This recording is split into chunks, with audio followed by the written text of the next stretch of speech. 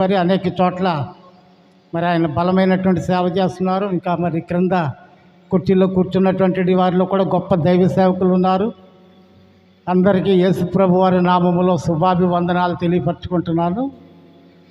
మరి ఈరోజు ఉదయం ఇంకా నేను లేవలేదు, 7:30కి మరి సహోదరులు గమాలి గారు ఫోన్ చేసి ఇలాగా నాన్నగారు అన్నదావరిపేట వెళ్ళాలి, అక్కడ 3 దినములు ఉపవాస కోడికలు ఉన్నవి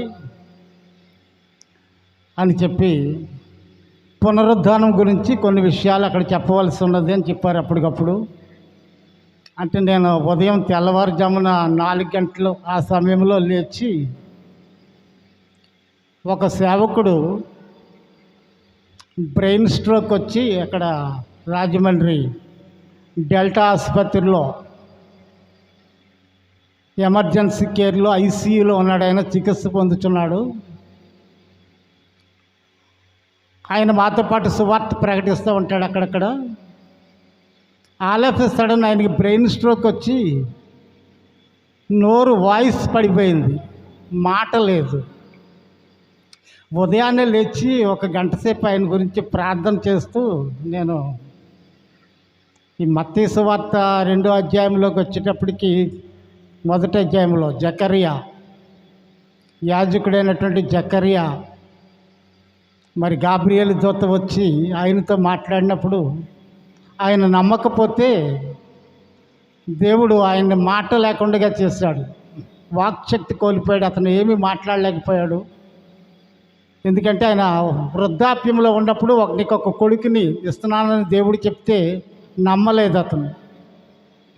నువ్వు నమ్మనందున నీకు కొడుకు పుట్టే వరకు కూడా నువ్వేం మాట్లాడకుండా మౌనంగా ఉంటావని చెప్పినప్పుడు మరలా గొప్ప ప్రవక్త యోహాన్ అనే ప్రవక్తను మరి ఆయన గర్భాన్ని పుట్టిన తర్వాత ఈయనకి ఏం పేరు పెట్టాలి అని చెప్పి అక్కడ ఉన్నటువంటి దైవ సేవకులు, యాజకులు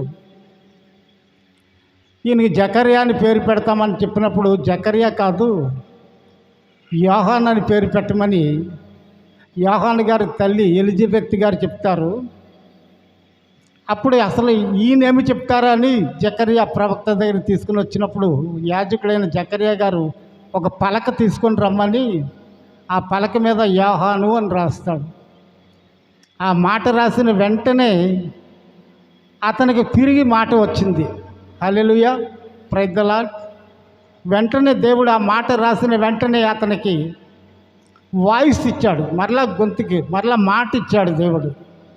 ఈ మాట వచ్చింది నాకు. నేను ఆ వాక్యం చదివి, ప్రభువా జకర్యాకి మరి మీరు మాట ఇచ్చినట్లుగా ఆ దైవ సేవకుడు, ఆయన పేరు శామ్యూల్ ఆనంద్, ఆ బిడ్డ కూడా మీరు మాట ఇవ్వండి.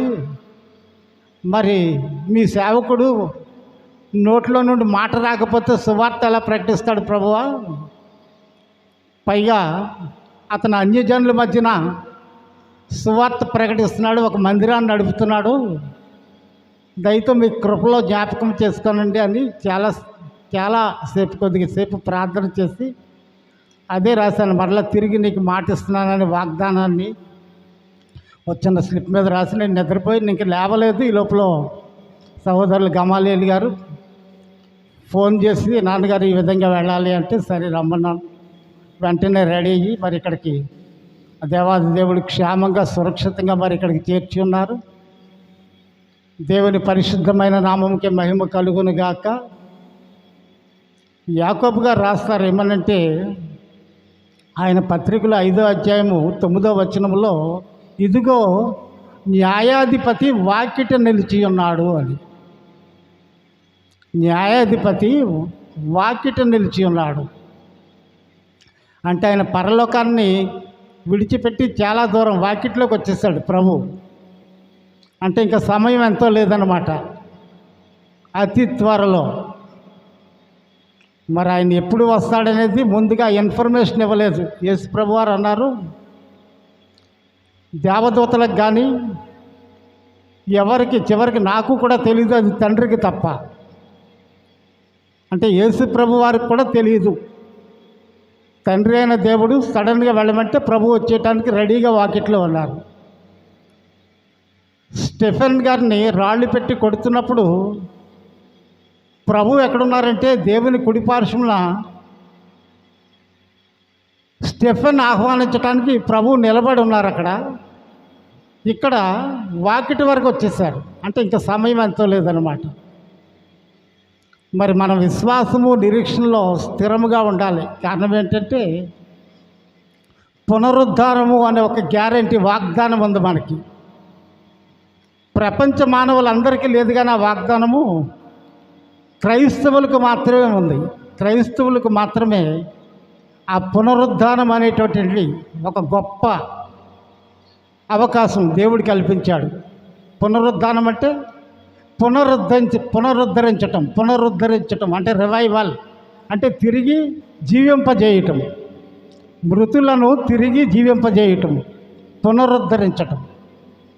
ఇప్పుడు ఎల్ఐసి వారు అంటుంటారు, ఆ పాలసీ చచ్చిపోయిందంటే మళ్ళీ బ్రతికించాలి అంటే మళ్ళీ డబ్బులు కడితే మరలా పునరుద్ధరణ, మరలా తిరిగి జీవింపజేస్తామంటారు ఆ పాలసీ. ఆ విధంగా మనిషి చనిపోయిన తర్వాత ప్రపంచంలో ఉన్నటువంటి ఏ మత గ్రంథాలైనా ఏ మతమైనా బోధించేది ఏంటంటే మనిషి చనిపోయిన తర్వాత అంతటితో వాడి చాప్టర్ క్లోజ్ అయిపోయింది. ఇక